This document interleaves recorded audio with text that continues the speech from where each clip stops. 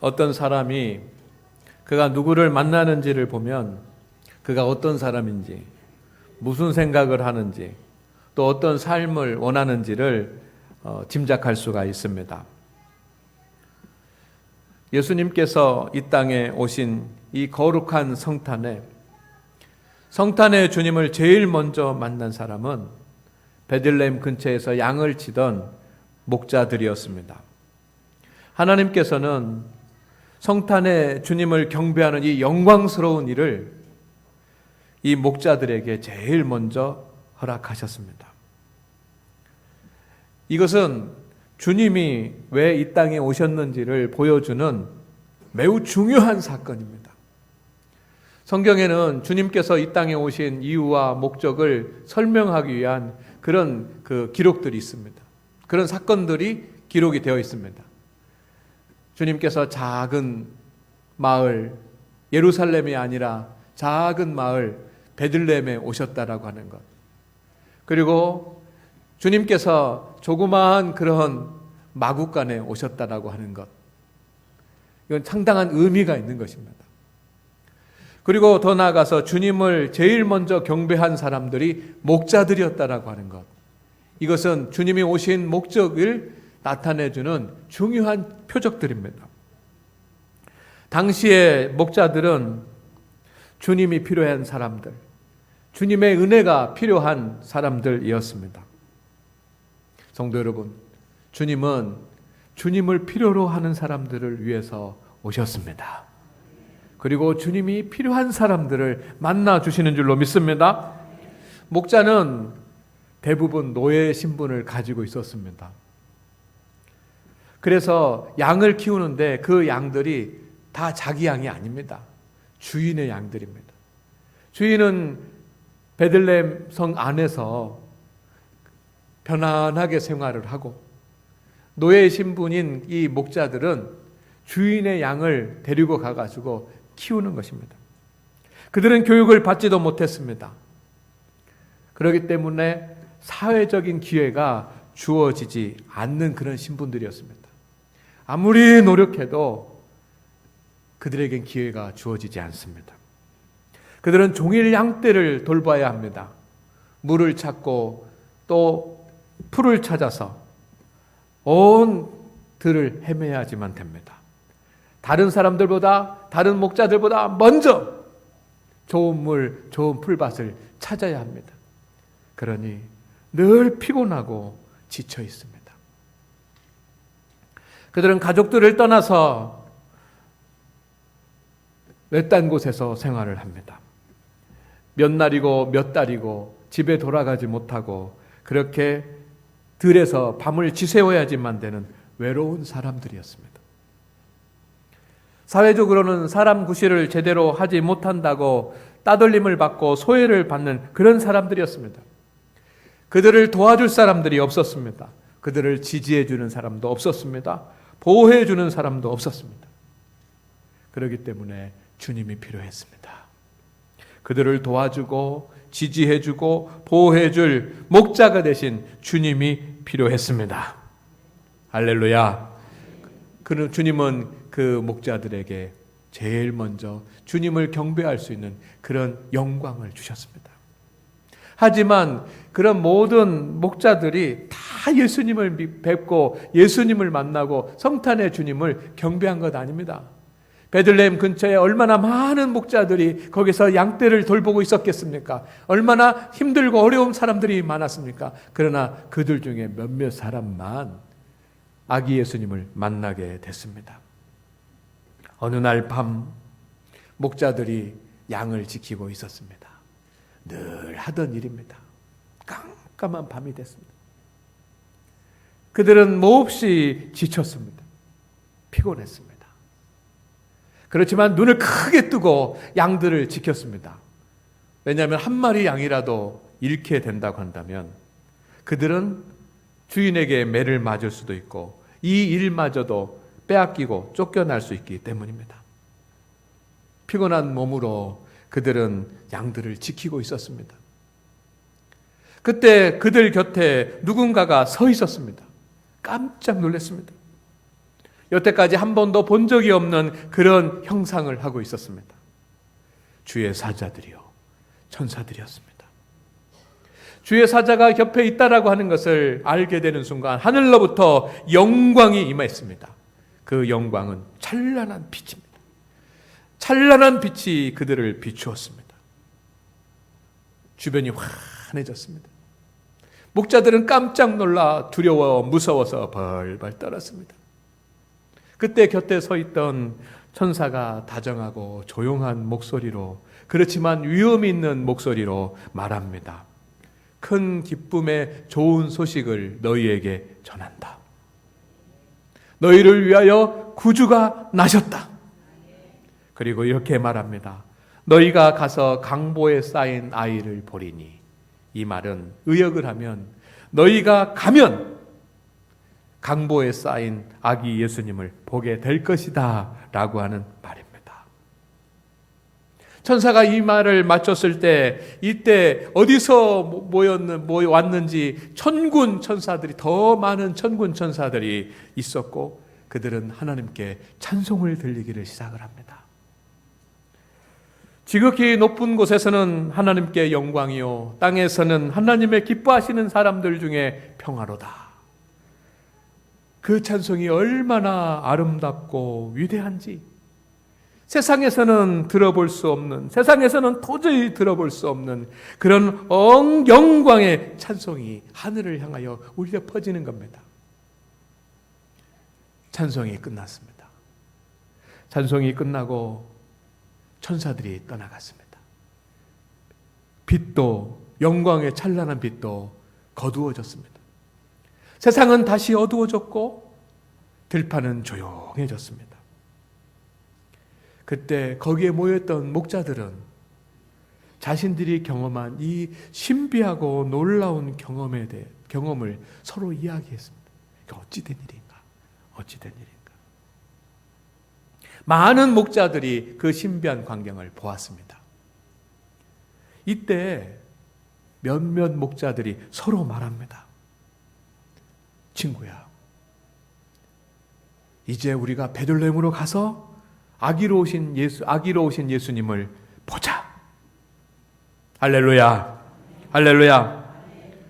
많은 목자들이 예수님의 오심의 소식을 천사로부터 들었지만 주님에게로 온 목자들은 몇몇 되지 않았습니다. 그들은 지금까지 마음속 깊이 메시아를 기다리던 그런 사람들이었고, 그리고 자기의 인생에 있어서 고백하기를 주님이 필요하다고 늘 고백하면서 주님을 사모했던 사람들인 줄로 믿습니다. 오늘 하나님 앞에 예배하는 우리 성도 여러분, 이 땅에 오신 구주 예수님을 만나시기를 주의 이름으로 축원을 드립니다. 그러나 모든 사람이 주님을 만나는 것은 아닙니다. 주님을 간절히 필요로 하는 성도들, 사모하면서 주님이 필요합니다 라고 고백하는 성도들을 주님께서 만나 주십니다. 주님을 만나기 원하는 성도들을 만나 주십니다. 그래서 사도 요한은 그런 어떤 그 믿음의 법칙을 이렇게 표현했습니다. 예수님께서 문 밖에 서서 기다리고 계신다. 오늘 성탄의 주님이 여러분의 마음의 문 밖에 서서 주님 필요합니다, 주님 필요합니다 하면서 여러분의 마음의 문을 열기를 기다리고 계시는 줄로 믿습니다. 성도 여러분, 주님은 약자와 함께 하십니다. 어려운 사람, 힘든 사람과 함께 하십니다. 슬픔 가운데 있는 사람들과 함께 하십니다. 그러나 주님이 필요한 사람들과 만나 주십니다. 주님을 만나려고 한다면 주님이 필요합니다 라고 고백할 수 있기를 주의 이름으로 축원을 드립니다. 다 같이 해보겠습니다. 주님이 필요합니다. 할렐루야. 주님, 거룩한 주님 앞에 필요합니다 라고 말할 수 있을까? 이런 표현을 써도 될까? 제가 고민을 좀 했습니다. 필요라고 하는 그런 말을 찾아보니까 이렇게 되어 있습니다. 인간이 생존을 위해서나 인간다운 생활을 영위하기 위해서 기본적으로 요구되는 필수 요소를 말한다. 성도 여러분, 우리가 이 세상에 살아가면서 생존하기 위해서 사실은 우리에게 필요한 것은 의식주보다 더 필요한 것이 주님인 줄로 믿습니다.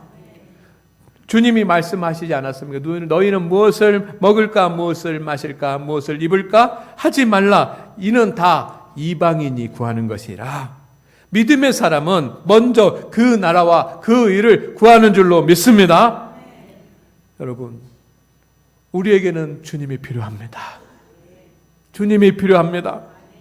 주님 앞에 고백하십시오. 주님 앞에 기도하십시오. 주님 앞에 나와서 주님을 의지하십시오. 주님이 필요합니다. 라고. 내 마음 가운데 주님이 필요합니다. 슬픔과 낭망이 되어 있고 어두움에 가득 차 있는 이 내 마음에, 이 마음이 치유되고 내 마음의 평안을 위해서는 세상 것으로 안 되고 주님이 필요합니다. 주님, 내가 세상에서 일을 해 나가는데 어렵습니다. 감당하기 힘든 일도 있습니다. 뜻대로 안 됩니다. 내 사업도 되지 않습니다. 내 힘으로 안 되오니 주님이 필요합니다. 내가 공부하고 미래를 위해서 준비하는데 하나님, 내 힘으로는 안 됩니다. 주님이 필요합니다. 우리 가정이 하나님 앞에 화목하고 우리 가정이 은혜로 살아가고 우리 가정이 복받기 위해서는 주님, 나의 수고로만 안 되고 주님이 필요합니다. 주님, 내 인생이 행복해지고 내 인생이 복되기 위해서는 주님이 필요합니다. 라고 주님 앞에 고백하고 주님을 구하실 수 있는 그런 믿음의 성도들이 되시기를 주의 이름으로 부탁을 드립니다. 목자들이 많았습니다. 성도 여러분, 오늘 우리가 누가복음 2장을 여러분이 돌아가셔서 읽어보면 주님께서 천사들을 보내서 주의 영광을 본 사람들은 목자들이라고 표현이 되어 있어요. 근데 예수님을 경배하러 간 사람들은 목자라고 표현이 되어 있어요. 많은 목자들이 주님의 영광, 주님이 오시는 그런 소식을 들었지만 몇몇 목자만이 주님을 기다리고 있었습니다. 그들이 주님을 필요로 했습니다. 그들은 주님 계신 곳으로 달려 나왔습니다. 그건 쉽지 않은 일이었습니다. 그들이 지금 양을 지키고 있었기 때문입니다. 모든 목자들이 자기에게 할당된 그런 양을 지키고 있었습니다. 깜깜한 밤에 철조망도 없는 그런 곳에 양을 지키고 있었습니다. 자신들이 그곳을 떠나면 양들은 뿔뿔이 흩어질 수도 있고 사나운 맹수들이 와서 양을 물어갈 수도 있고 한 마리의 양이라도 그렇게 해서 잃어버린다고 한다면 상상하기 어려운 곤란한 일들이 그에게 일어날 것입니다. 그러나 그것들은 모든 것을 내려놓고 주님께 나와서 주님을 경배한 줄로 믿습니다. 주님이 필요했기 때문입니다. 주님이 필요하시면 성도 여러분, 이 성탄의 절기에 주님 앞에 나갈 수 있기를 주의 이름으로 축원을 드립니다. 축원을 드립니다. 왜 주님을 우리가 필요로 하고 주님을 만나야 할까요? 요즘 성화를 가지고 설교를 예화로 설명을 드리려고 준비하고 있습니다. 1층에 보면 16개의 성화가 복도에 있는데 그 16개의 복도에 있는 성화 첫 번째, 두 번째 이렇게 돌아가면서 설교를 할 것입니다. 왜 주님이 필요한지, 왜 우리가 주님을 만나야지만 되는지 한 장의 그 그림이 잘 설명해 주고 있습니다. 프랑스 화가였던 조르주 투르라고 하는 그런 화가가 그린 그림입니다. 1644년에 그렸습니다. 굉장히 오래된 그림입니다. 현재는 파리 루브르 박물관에 소장되어 있습니다. 이 루브르 박물관 하면 굉장히 귀한 것들이 보관되어 있는 박물관 아닙니까? 그러니까 그곳에 소장되어 있으니까 여러분, 이 성화는 소중한 성화. 제목은 양치기들의 경배라는 그림입니다. 이 그림에서 첫 번째 우리가 생각할 수 있는 것은 예수님에 대한 우리 성도들의 신앙적인 표현입니다. 예수님이 왜 오셨는가라고 하는 고백의 표현입니다. 이것은 우리가 놓치지 말아야 될 것입니다. 두 가지로 표현이 되고 있는데, 여러분, 첫째는 빛입니다. 빛. 마국간은 어두움이 가득 찼습니다. 그런데 아기 예수님이 나셨습니다. 그때 아버지 요셉이 촛불 하나를 밝힙니다. 그 촛불을 밝히자 온통 방안이 환해집니다. 저렇게 촛불 하나 켜가지고 저렇게 밝아질까 우리가 생각할 수도 있지만, 이 요셉이 손으로 촛불을 가리고 있습니다. 촛불을 손으로 가려도 그 빛을 가릴 수가 없는 그런 영광의 빛이, 촛불이 온 방안을 환하게 비춰줍니다. 이 빛이 가운데 누워 계신 아기 예수로 오신 주님을 밝히고 있습니다. 성도 여러분, 성탄에 오신 예수님은 빛으로 오셨습니다. 빛으로 오신 예수님은 여기에 경배하고 있는 두 명의 목자들이 있는데, 이 목자들의 어두운 인생을 밝히기 위해서 오신 줄로 믿습니다. 어떤 메시지입니까? 목자들이 주님이 필요합니다 라고 하면서 주님 앞에 나왔습니다. 이때 이 방 안에 빛이 있습니다. 화가는 그림을 그리면서 그것을 표현한 것입니다. 이 가난하고 어렵고 힘든 인생을 살아가는, 어두운 인생을 살아가는 이 목자들에게 그들이 필요하는 그 예수님은 그들의 빛이 되어주실 줄로 믿습니다. 주님은 우리의 빛이 되어주실 것입니다. 우리들의 인생을 밝히시는 빛이십니다. 어둠의 인생을 밝은 인생으로 바꾸어 주실 줄로 믿습니다. 여러분, 고난 가운데 있는 성도들이 있습니다. 시련과 환난 가운데 있는 성도들이 있습니다. 빛으로 오신 주님은 그 고난 가운데 있는 성도들의 삶에 빛이 되어 주실 줄로 믿습니다. 여러분, 가난해서 너무 살기 어렵고 피곤한 그런 성도들도 있습니다. 그리고 여러 가지 슬픔과 낭만 가운데 살아가는 성도들도 있습니다. 어떤 성도들은 몸이 아파서 힘든 성도들도 있습니다. 그리고 불화한 성도들도 있습니다. 가정에서, 직장에서, 일터에서 불화하기 때문에, 그것 때문에 힘든 성도들도 있습니다. 아니면 가정에 잘못된 유전이 있어서 그것 때문에 괴로워하는 그런 성도들도 있습니다. 그러나 주님께서, 이 땅에 오신 주님께서, 우리를 만나주시는 주님께서, 우리가 주님을 만나면 주님은 우리의 빛이 되주셔서 우리의 모든 어둠들을 다 몰아내실 것입니다. 아멘입니까? 그렇게 하기 위해서 주님께서 오셨습니다. 두 번째는 어린 양입니다. 여러분, 저기에 보면은 빨간 옷을, 자주색 옷을 입고 있는 그 기도하는 여인은 마리아이고, 그 옆에 두 명의 그 사람들은 목자이고, 가운데에 있는 그 사람은 하녀이고, 그리고 한 남자는 요셉입니다. 그런데 이 5명의 사람들 사이로 양 한 마리가 고개를 내밀고 이렇게 있습니다. 이 어린 양도 예수님을 경배하기 위해서 왔나, 아니면 원래 이곳의 주인인가, 그렇게 생각할 수도 있겠습니다. 그러나 여러분, 이 양은 우리를 구원하기 위해서 십자가에 달리신 어린 양이신 예수 그리스도를 상징하는 그림입니다. 그래서 성화를 보면 예수님 옆에, 십자가 옆에 양들이 있습니다. 그 양들은 어린 양이 대신 예수 그리스도를 상징하는 거예요. 17세기 성도들은 예수님을 생각할 때마다, 기도할 때마다 주님은 나의 어린 양이 되심을 고백했습니다. 예수님은 저와 여러분의 죄를 감당하시고 우리를 구원하시기 위해서 이 땅에 오셨습니다. 영혼이 잘 되게 하기 위해서 오셨습니다. 여러분, 육체만 잘 되는 것이 아니라, 마음만 잘 되는 것이 아니라 우리의 영혼이 잘 돼야 진짜 복된 삶을 살아갈 수 있습니다. 근데 주님은 우리의 영혼이 잘 되게 하기 위해서 오셨습니다. 여러분의 구원을 위해서 오시고 여러분의 자녀들과 가족의 구원을 위해서 오셨습니다. 이것이 성탄의 은혜인 줄로 믿습니다.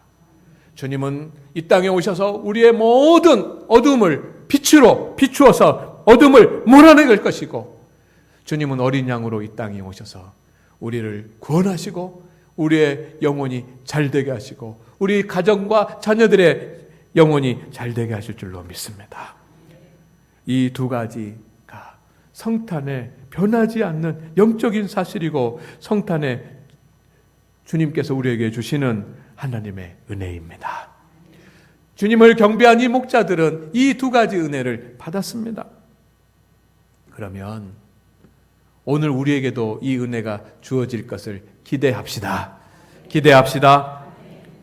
자, 그러면 이 성탄의 주님을 만난 우리는 어떻게 해야 됩니까? 빛으로 오신 예수님, 어린 양으로 오신 예수님을 우리가 만나 그분과 함께 신앙생활을 하면서 믿음의 길을 가려면 어떻게 해야 됩니까?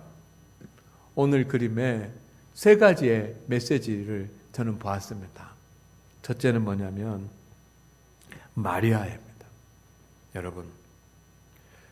여러분 주님이 필요해서 주님이 여러분의 인생에 빛이 되시고 우리를 구원할 어린 양이 되어주시기를 소망한다면, 첫째, 자기 십자가를 감당할 수 있기를 주의 이름으로 축원을 드립니다. 주님이 나를 따라오려거든 자기를 부인하고 자기 십자가를 지고 따라오라고 하시지 않았습니까? 여러분, 마리아를 보시기를 바랍니다. 어린 아들이 태어났습니다.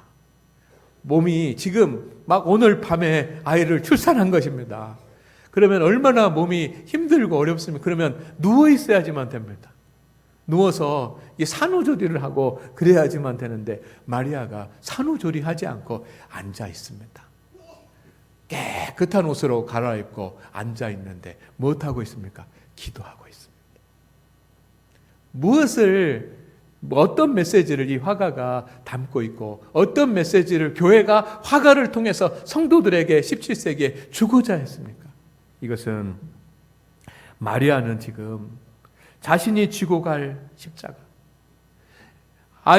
주님의 아이를, 하나님의 아들 예수 그리스도를 잉태해서 얼마나 많은 그 시련과 환난과 고난이 닥쳐올지 모릅니다. 그러나 주님, 내가 주님의 아들을 잉태하여 성령으로 잉태하여 아들을 낳아 예수님을 모셨으니 하나님, 나에게 닥칠 모든 십자가, 나에게 닥칠 모든 고난도 다 감당하겠습니다 하면서 주님 나에게 능력을 주시옵소서 하면서 여러분 얼굴을 보면 굳은 의지를 가지고 하나님 앞에 기도하고 있지 않습니까? 오늘 하나님 앞에 예배하는 우리 성도 여러분, 우리가 이런 모습으로 살기를 주의 이름으로 축원을 드립니다. 어떤 십자가든지 감당합시다. 따라합니다. 어떤 십자가든지 감당하겠습니다. 아멘입니까? 이때 하나님의 역사가 일어나는 겁니다. 두 번째는 목자들의 모습을 보겠습니다. 주님을 만난 목자들 2명이 있습니다. 반응이 그림에 표현되어 있습니다. 첫 번째 목자, 여러분, 모자를 벗으려고 하고 있습니다. 들어올 때는 모자를 쓰고 왔지만 이제는 모자를 벗으려고 하고 있습니다. 여러분, 주님께서 우리의 빛이 되시고 주님께서 우리의 참된 어린 양으로 되어주시기를 소망한다고 한다면, 여러분, 주님을 온전히 거룩하게 하나님을 예배하시기를 주의 이름으로 축원을 드립니다. 모자를 벗는다는 것은 그 앞에 굴복한다는 뜻이고 나의 주인으로 모신다는 뜻이고 경배하고 예배한다는 뜻입니다. 목자는 만난 예수님을 경배했습니다.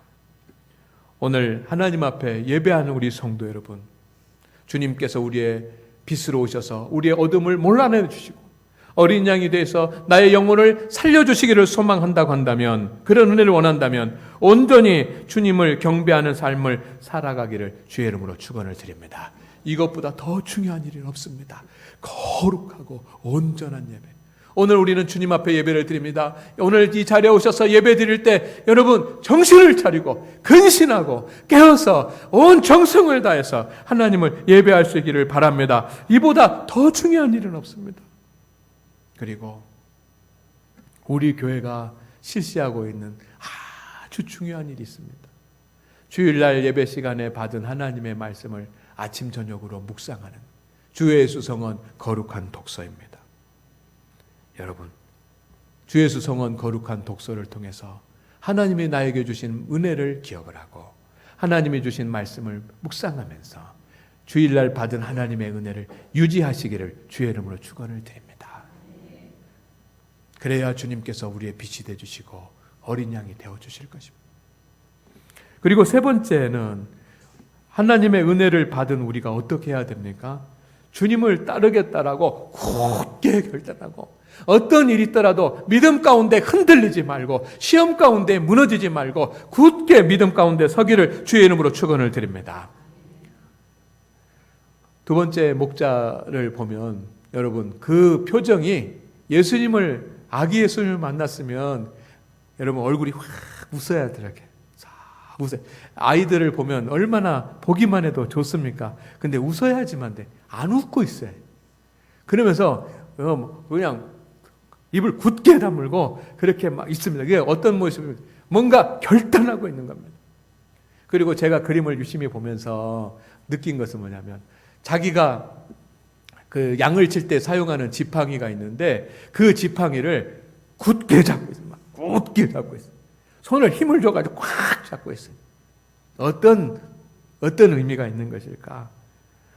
주님을 바라보면서 주님, 내 주님, 아기 예수로 오신 주님 만나게 돼서 너무 감사합니다 하면서 이제 오직 주님만 의지하면서 주님이 나를 위해서 이 땅에 오셨으니 주님을 의지하면서 믿음 생활 하겠습니다. 힘들고 어렵고 곤란스럽고 바쁘고 분주하더라도 믿음 생활에 최선을 다하겠습니다 라고 하는 그런 결단이 담겨 있는 줄로 믿습니다. 오늘 하나님 앞에 나와서 예배한 우리 성도 여러분, 어떤 경우에도 흔들리지 말고 믿음대로 말씀대로 살 수 있기를 주의 이름으로 축원을 드립니다. 기도합니다. 하나님 아버지, 오늘 성탄의 주님을 기다리며 하나님 앞에 예배하는 우리 성도들에게 함께하여 주시옵소서. 우리에게 주님이 필요합니다. 주님, 우리 성도들에게 임하시어서 우리 성도들의 모든 어둠의 것들을 다 빛으로 비추어 물리쳐 주시옵소서. 어린 양으로 오신 주님, 우리의 모든 죄가 많을지라도 우리를 용서하여 주시옵시고 구원하여 주시오며 우리의 영혼이 잘되게 하여 주옵소서. 오늘 아기 예수님을 영접하고 만난 마리아처럼 주님 우리에게 은혜를 주셔서 우리도 십자가 지고 나가고 자기 십자가 감당하고 나가게 하여 주옵소서.